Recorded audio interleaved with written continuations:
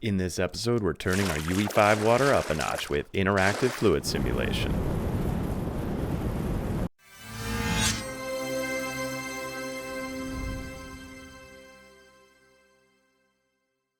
Hey guys, and welcome to today's episode. And today we're making our UE5 ocean interact with our player character. And although we're doing this just for our ocean water body this episode, this will work with any UE5 landscape water body. So I'm talking lakes, rivers, and the ocean. So the real question in this series is why spend all this time on interactive water, especially when it's still experimental? It's not like it's absolutely essential to make a game. But I've said it before in this series, so gaming is about making an interactive experience for the player. It's making the player feel immersed in whatever game world you're making. And in order to make the world feel alive, like it and the player are one, we need to aim for maximum interaction, maximum interactability between our player and our world in our game. And as always, if you want to know all the episodes that this episode was built upon, like the footstep episodes and the gameplay ability episodes, just check below and you'll find links to each one of them. It's important to know that this episode was recorded on 5.1 and water is still experimental, so everything we're doing in this episode is probably going to change in the future and hopefully get better. And more than any other episode that we've done thus so far, I could use your help with the content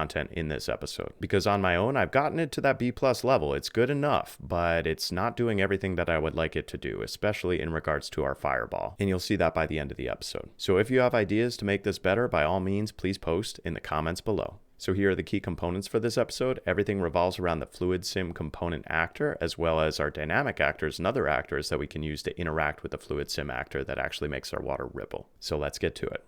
All right, just a few housekeeping things before we really get into it. So make sure you got your water plugin enabled. If you've already got your landscape water, then you should be all set there. It's this water experimental under plugins. And then the other thing, so under the content drawer, under settings in the top right corner here, just make sure you have show engine content and show plugin content here both checked. And that's going to allow us to see the water content in our folder structure over here. So the first thing, let's get a basic fluid simulation up and running in our world. And this may be obvious, but you're going to need a UE5 water body like a lake, a river, an ocean in order to get this working. So feel free to check out 2 episodes ago. We do a complete ocean tutorial. So let's get started. So let's go under our content drawer and under engine, navigate over to plugins, and we got to look for water content. It's pretty far down the list. Water content here, fluid simulation, and then over to blueprints. And you should have this BP_FluidSim01, and let's drag that into our world, anywhere relatively close to the water. It really doesn't matter. And the first thing is select that FluidSim in the outliner, and then in your details panel, so scroll down, scroll down, scroll down. You want to get to this where it says show simulation mesh and check that. And you should then see a blue mesh just like that. And if it's hiding under your landscape, you can just drag it up a little bit. I'm going to put it as close to the landscape as I can, but just above it.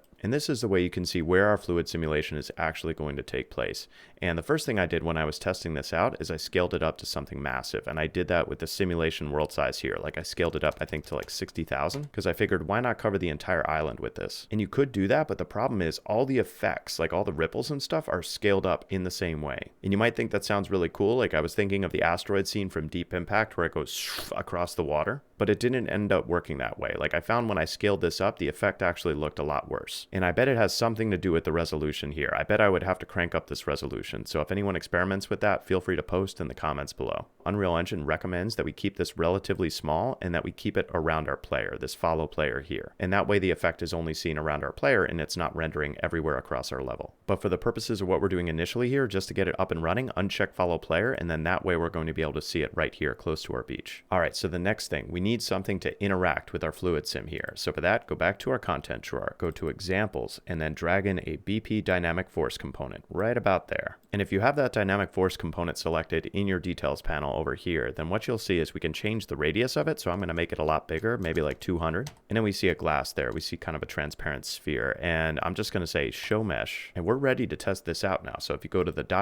over here, make sure simulate is selected here. And then you can go ahead and hit play. And then when you're simulating, you can just select that mesh and drag it around. And you should get some wild effects, something like this. But you'll notice when you drag it outside the volume, when I drag it outside the fluid sim, nothing. It's only inside the fluid sim here. And again, just make sure you have simulate checked here because it's not going to work otherwise. And you'll notice that the water was going crazy there, kind of spiking up in the air. So what I'm going to do just to change this for now, just to get a better effect, we're going to do a strength of 0.1 on the dynamic actor here. And now let's test again. So we notice that the effect is much, much lessened now. And the other thing you can do is back in our FluidSim, I'm just going to scroll down and uncheck that show simulation mesh, and then you get a more accurate representation of what it's actually going to do. So if I drag it around, boom, boom, boom. But now let's crank that up to maybe 0.5. I think I got the best effect at about 0.5 when it was a size of 200. All right, so here we go with 0.5. Yeah, so it's still pretty strong, right? The water just shoots up. But you got to keep in mind that everything that's moving in the world, it's not going to move that fast. Well, typically. But let's go through some of the other settings that I found to be useful here. So under our FluidSim itself, if you scroll down a little bit, so the FluidSim itself has two different types of fluid simulation. We have a ripple solver and a shallow water.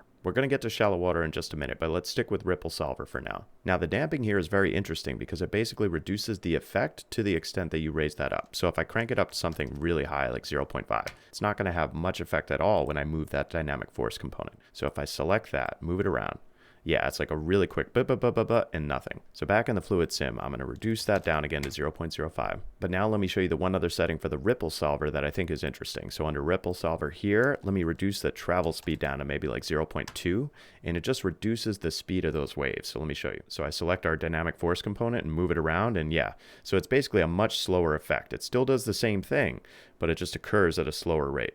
All right, so now let's go over to the other type of FluidSim, which is shallow water, and it basically produces a lot of foam. So we come up here to the solver, and instead of ripple solver, I'm going to choose shallow water, and then I'll hit play again, select our dynamic force component, and here we go.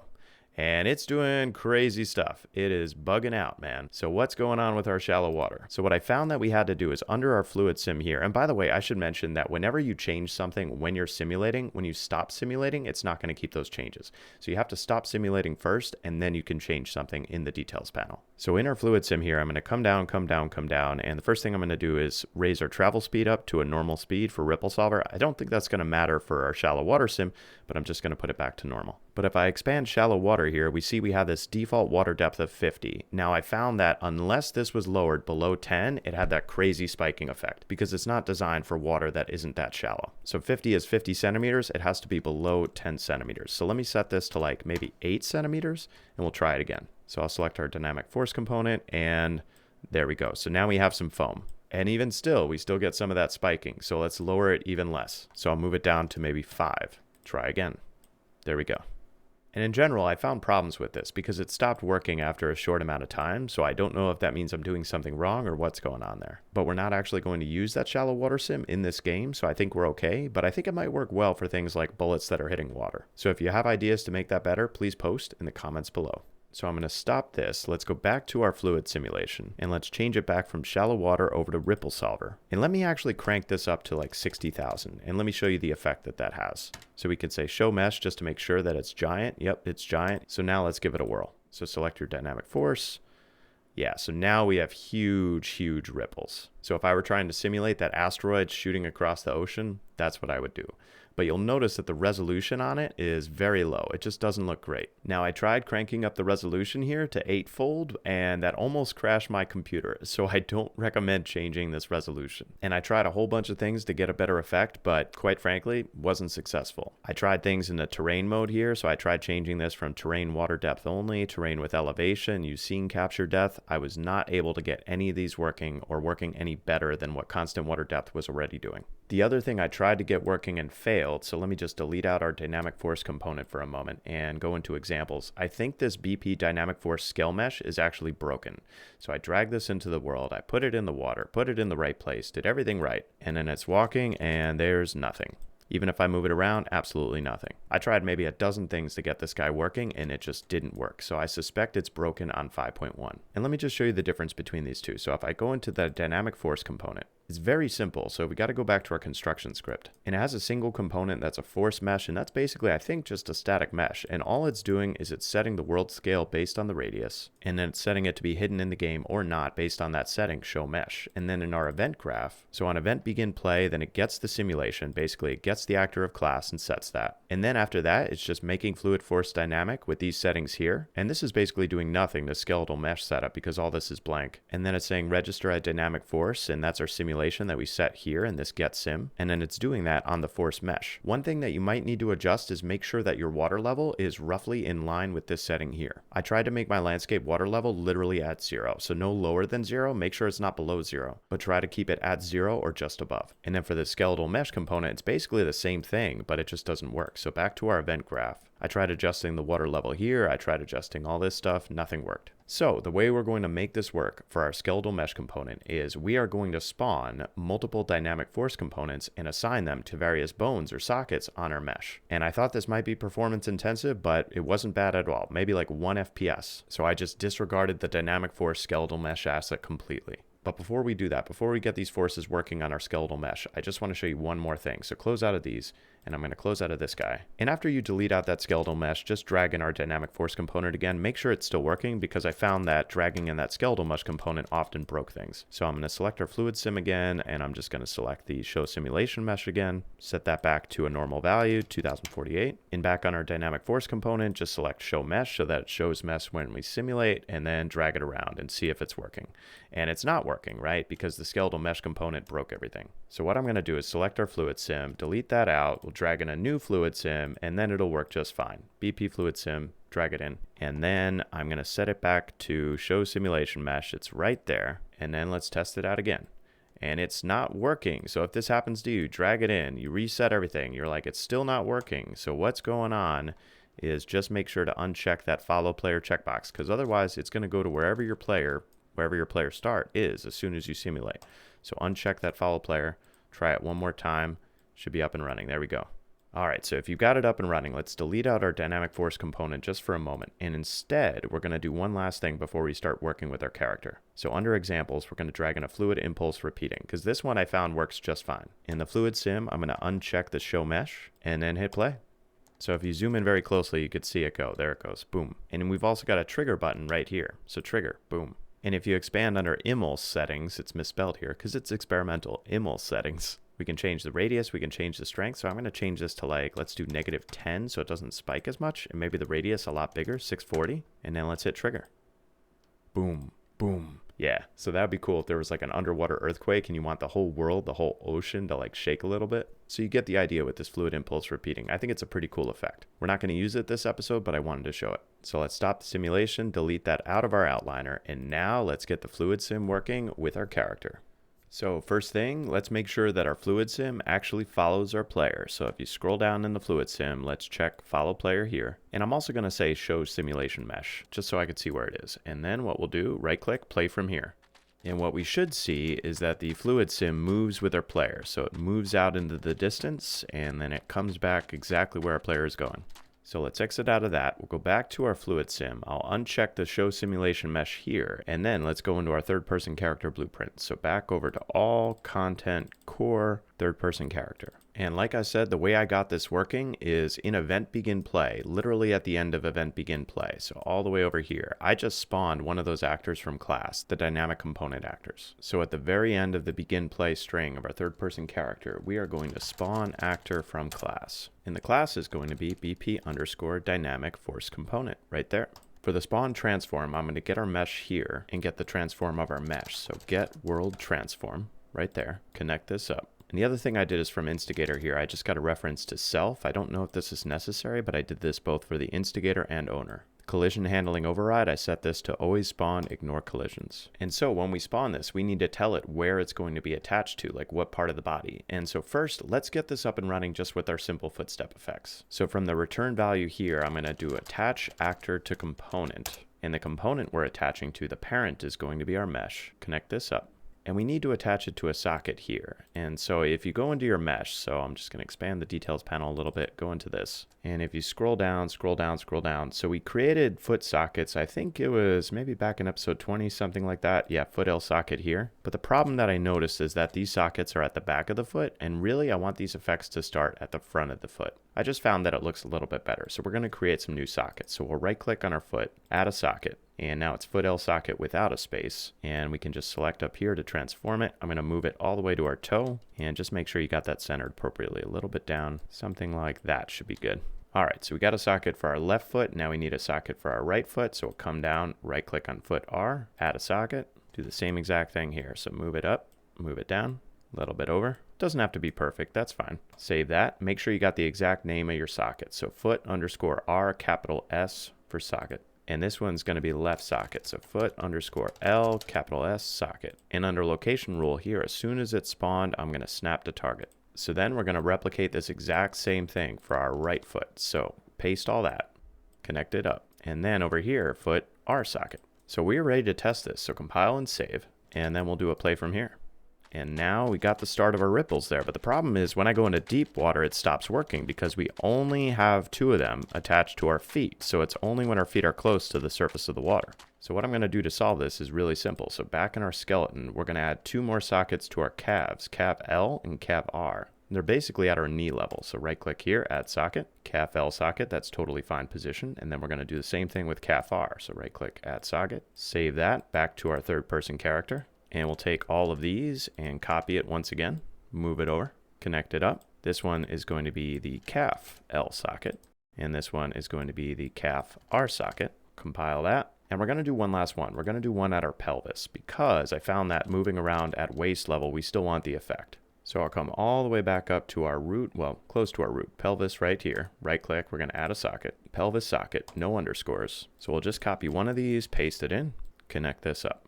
Pelvis socket, one word. And the other thing I'm going to do here for the pelvis one is I'm going to make it a little bit bigger because our legs, you got to envision, they're only a few centimeters wide, but our pelvis is a lot wider. So we want that to be bigger, roughly twice as wide. So I'm going to set the radius on this to be, instead of 10, which is the default for that component, we're going to set it to be 20 and then attach it up here.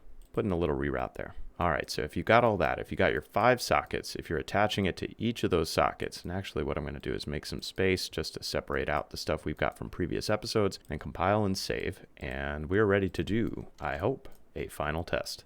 And that's working pretty well, even in deep water. So we get the ripples and it's looking pretty good, right? But you still don't have the sound effects or the Niagara splash effects that you saw in the intro. So for that, we're going to leverage all the setup that we did back in episode 20 and 21 of this series. So back in episode 20 of our series, if I go back to content and I search for SM_waterplane. So this water plane here, we set this up and I'm going to make this a lot larger just for demonstration purposes here. So 10 by 10. And the other thing I'm going to set here just so that it's invisible when we play is if I search for hidden in game, I can check that. And then if I right click and say play from here. Yeah, so now we've got our water sounds, we've got our Niagara particles.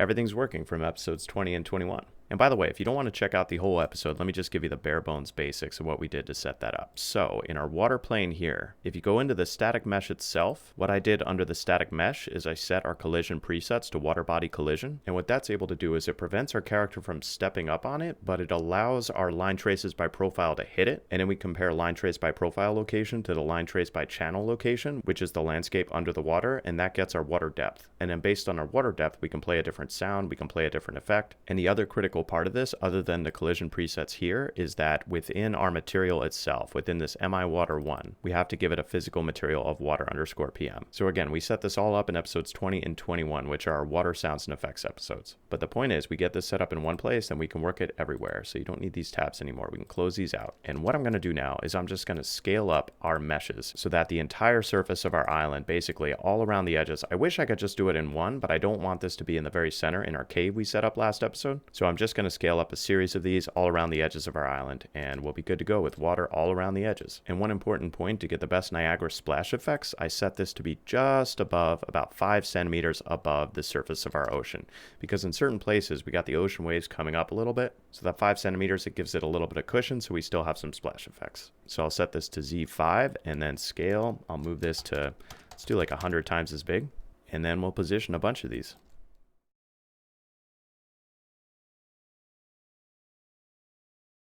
And you want to watch out for places of your beach that actually go below the water line, because then you get something like that. So just move it out until it's actually on your beach. And you can make smaller meshes as needed to fit into those weird spots. If there's some overlap, totally fine. So that's looking good. So you can test out playing anywhere on your level. So right click, play from here. And you got footstep effects up and running.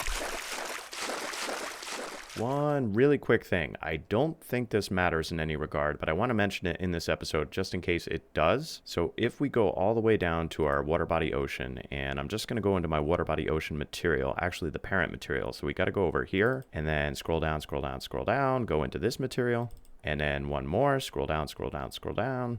This material here, water underscore material. So if I come over to the left here, one thing I did is I enabled foam under the fluid simulation here. So all I did to do that was I right clicked on here, promote to parameter, checked it by default. And I'm not sure that matters in anything I did, but I found that setting this in the material in any project then sets it in all my projects, because I think the standard materials like this water material are shared across projects. So I wanted to mention that in case you're not getting the effect, this might be the cause. So we're all set here. I'm going to close out of all of these, and we will need our third person character up and running, because the final part of this episode, we're going to get this interacted with our gameplay abilities. And specifically, I'm thinking about two abilities in particular that we've set out in episodes 27 and 30, I believe, respectively. That was our flamethrower and our fireball. And in regard to the flamethrower, I got this working pretty close to perfect. But in regard to the fireball, a lot remains to be desired, and I'll explain the limitations and the things that I encountered that, quite frankly, I didn't know how to solve. So what we're going to do is on our third person character here, we're going to come to the end of this string. We're going to create one more of these. So I'm basically going to take all of this that we set up for our pelvis, copy that, paste it one more time, connect this up. But what's unique here is instead of connecting it to our pelvis, I'm not going to do that. I'm going to delete this out. I'm going to move this out, delete this. And instead, from this return value here, we are going to right click, promote it to a variable. And I'll connect this up. I'm also going to connect up the variable just like this. So this variable down here on the left, I'm going to right click, rename. I'm going to call it the primary dynamic force component. So we are always going to have on our third person character a primary dynamic force component that's going to move depending on the forces that our character is exerting. So in the first case that we're going to set up, it's going to be the flamethrower. So I'm going to compile and save this, and then we've got to go into our gameplay ability fire. So that's over to blueprints here under gameplay abilities and gameplay ability fire. And we started this back in episode 26. So what we're going to do here on our event graph, so I'm going to zoom out and we're going to come into our activate fire ability, our channeled fire abilities, which is our flamethrower. I'm going to come down to the end of that chain. And what we need to do is we need to first start by setting an actor location, set actor location. And the actor that we're going to set, well, it's that primary dynamic force component. So we need to get a reference to our third person character, get third person character reference. And then from that, I can get our primary dynamic force component, and that's going to be connected up to the set actor location here. But then we need to set this location. So what I'm going to do is from the third person character, I'm going to get world location. And we have to get it for a particular component. I'm just going to choose the capsule. So just like that, get world location, connect this up here. And the reason I'm setting the location again anytime it gets activated is so that it's always on our character. And then we need to set the strength of our primary dynamic force component. We're going to update that every time we activate our flamethrower so that it reflects how strong our flamethrower is. So for that, I'm going to get the intensity of our gameplay ability. I'm going to divide this by 100 because we don't want it to be 100 times as strong as the typical intensity, because the typical is 100. And then I can get a reference again to our primary dynamic force component, and from that we can set the strength and connect this up here. Connect this up here. So compile and save this. And now as our flamethrower is going, we need to update the location that this primary dynamic force component is actually going to be in. We need to get wherever the flamethrower is hitting the water, if it's hitting the water, and then update that location so that it kind of traces the path of the flamethrower. And so what I'm going to do, I'm going to zoom out here. I'm going to come up to event tick, and we actually have to do this on event tick because we want to do it in real time as the flamethrower is moving. But we only want to update this on event tick if certain things are going on. So what I'm going to do is a branch node, and we're going to make sure it meets a certain set of criteria before we do this. Otherwise, it's going to be more performance intensive than it has to. So from the condition here, I'll do an and. So there's a few criteria that we need to check. And for that, I need to get a reference to our animation blueprint third person character reference. We need to check first, is our character spellcasting standing still? The second thing is we need to check, is our character standing still? Spellcasting standing still. And last but not least, for this particular gameplay ability, we don't want it to activate too quickly. We want to check to see, okay, is it able to be activated or deactivated? Because there's about a half-second pause where the character's kind of like they're going backwards, charging up the flamethrower before the flamethrower actually starts. And we don't want the effect to be on the water until the flamethrower is actually going. And that's what this accomplishes. So I'm actually going to add a pin here, and then we can connect up all three of these. And move these over a little bit, move these over a little bit. And so then the question becomes, all right, if all of these are true, meaning our character is casting a flamethrower, how do we tell where to move that dynamic force component? And for that, we need to get a location where our flamethrower is actually hitting the water. And the way I'm going to do that is I'm going to do a line trace basically from our character's chest through the hands, like through the arms of our character, because that's the direction in which the flamethrower is being aimed. And I thought about doing this on the Niagara system itself, but the problem is the Niagara system is not colliding with the water. It's not using water body collision. And so I realized we could just do a simple line trace here and it'll work just fine. And so for that, I've got to get a reference to our third person character again. So not our animation blueprint, but our third person character. And from that, I need to get our mesh, get mesh, and we need to get the location of two different sockets, really two different bones, really our chest and then our hands, because that's the direction in which the trace is going to continue forward. So I'm going to get socket location, and this get socket location, this also works for bones, but this is going to be our hand underscore our socket, socket's capitalized. And then the second one we're going to do, if I copy and paste this, connect this up to the mesh, this is going to be our spine underscore 05. And we don't need to use a socket here. This is just our spine bone. And the reason I'm choosing spine 05 is it's pretty high up. It's close to our neck, basically at our chest level. And then that way it's an accurate reflection of the aiming of the flamethrower. All right, so what I'm gonna do is I'm gonna subtract one of these from the other, connect this up, and that's going to get the distance between them, but also the direction, which is our vector. And then the question is, how far out do I need to do the trace? And I decided roughly 10 times the length of this. So if you think of like 10 times the length of the arm, that's about how long our flamethrower is going to move out. So from this, I'm going to drag out a pin. We're going to multiply, so I can search for asterisk and multiply. I'm going to multiply the X, the Y, and the Z by 10. And so if this is true, coming all the way back to this condition now, so if this is true, then we are going to do a line trace by profile. This one, because that's going to hit our water body, and it's going to start right here at our hand socket, and then it's going to end not at this, it's actually going to end at the combination of the start plus this. So we can do an add, connect this up, and connect this up here. But there's actually going to be a problem with this, and let's test this out to start though. So I'm going to do draw debug for duration. We're going to compile and save this, and let's test it out. I'm just going to show you why it's going to be a problem. And to test this, we actually have to get a gameplay ability pickup actor into our world. So back to blueprints, gameplay ability pickup. We can drag in our gameplay ability pickup actor, and we need to set all the things that we need for it. So we can search for our Niagara system display, flamethrower pickup, ability icon, flamethrower, ability types fire, intensity, let's set it to 100, which is the standard, ability primary Niagara system, flamethrower with UP. How gameplay ability is used is going to be a channeled spell. And if you're not following this series, this part, you're going to say, what's going on? We've done this over a series of episodes. All right, so now we can right click, we can say play from here. We can pick up our flamethrower. And so now you're going to see the line traces forward, line traces by profile. So 1. But the problem is, you see how it's turning green right at our hands? The problem is the line traces are hitting our character's mesh. So we have to actually start the line trace ahead of our character so it's outside the mesh. So for that, we'll go back to our gameplay ability fire, and very simple, here's what I'm going to do. I'm going to divide this by 2, and I'll kind of explain why I'm doing this. I'm doing a shortcut and explanation here, but what I found is if I started it a little bit too far out, then there could be the case where the flamethrower is hitting the water that's very close to our player and it's doing nothing. But if I divided this by 2, it was perfect. And then what we're going to do is we're going to add this to this location. So basically what it's saying is half the distance between our hand and our chest. Take half the distance, add it to our hand, and that's where we're starting the line trace. And so it's not going to collide with our player that way, and connect up the start here. And if this is messy, I'm sorry guys. I'm going to try to clean this up a little bit better. Compile and save. Let's test. All right, we got our flamethrower. There we go. Yeah, so then we see it hitting the surface of the water there. All of those red squares are a hit on the surface of the water.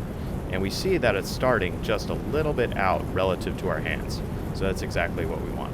All right, so now the question becomes, when we do our line trace, what are we doing after if we get a hit? So first, we got to ascertain, are we hitting water? And the way I'm going to do that is I'm breaking our hit result, and then from the physical material that we're hitting, we are checking to see with equals equals, are we hitting water? So I could search here for water underscore PM, water physical material. Now, if this is not water, we're not doing anything with this. We're doing nothing at all. But if it is water, then what we're going to do is we're going to set an actor location, because that's what we're doing with our physical actor. So we can once again get a reference to our third person character, get third person character reference. We've got to get our primary dynamic force component, and we can connect this up right here. And then we have to take our location, our impact right there, connect this up there. You could also try impact point as well, but I found location works just fine. I'm going to collapse this just for simplicity. Now this is not going to work perfectly, but I'm going to explain why and how I addressed it. So compile and save this. One more test. All right, so what's going to happen is it's going to spike like crazy. So here we go. Yeah, see those giant spikes out there? So let me show you what's causing that and how to fix it.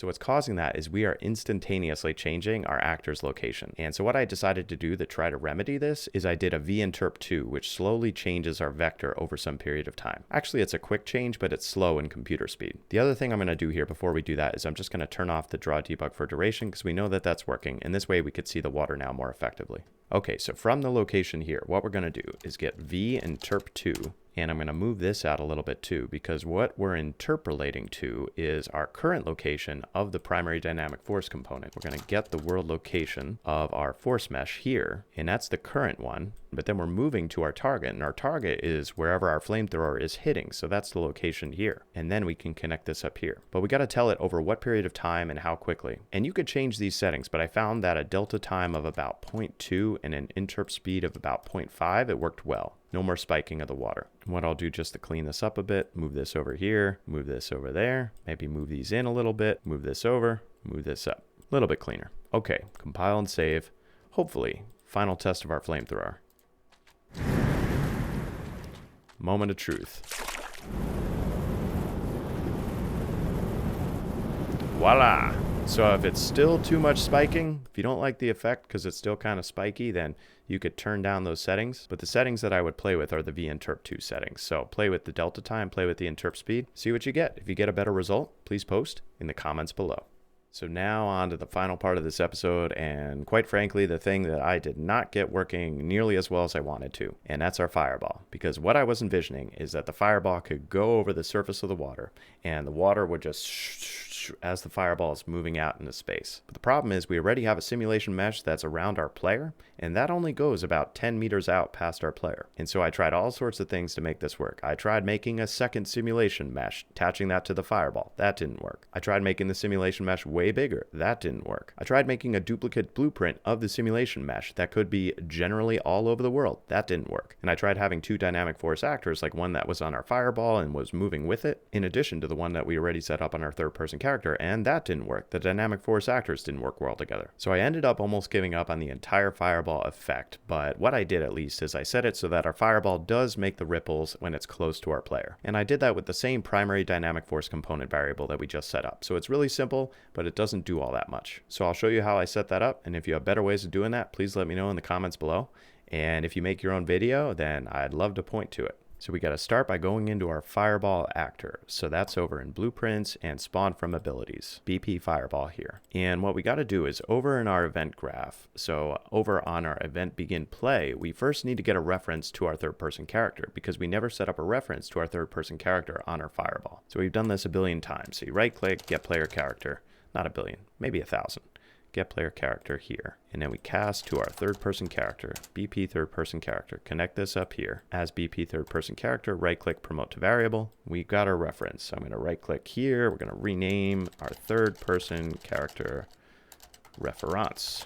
And then following that getting of the reference, what we can do is we can get our capsule component from that. And we're also going to need to get our primary dynamic force component, get primary dynamic force component, and that's going to be set actor location. Set actor down here, location, connect this up, and the capsule component get world location, and we're going to set this here. And we're doing that so that when our fireball is spawned, then we're setting it to be close to our character, close to our fireball. All right, so now once we did that, then we got to go over to event tick again. And we've got to get the collision capsule of our fireball. And from that, we've got to get our world location. And this is going to be the start of our line trace by profile down. Because if the fireball is going over the water, we want to know how close it is to the water. So we're going to do a line trace straight down.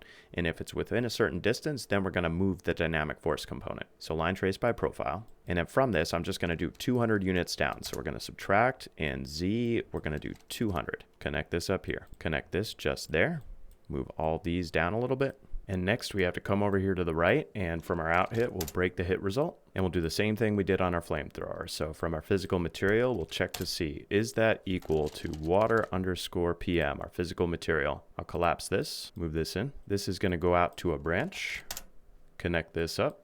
And what I can do is back in our gameplay ability fire, I'm literally going to copy this exact same thing. So copy all of that, come over to our fireball, paste it in, and just make sure that your name here, third person character reference, matches third person character reference here. Because if they're different between the gameplay abilities and the fireball, then it's not going to compile. So connect up true, and very easy to forget, make sure to connect up your target. So I actually have to expand the hit result.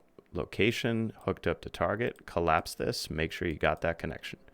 Got all that, compile and save. But before we test, we need to copy our gameplay ability for our flamethrower, and we need to change just a few things. So this is going to be over to fireball pickup, ability icon over to our fireball, and our ability primary Niagara system is our fireball with UP.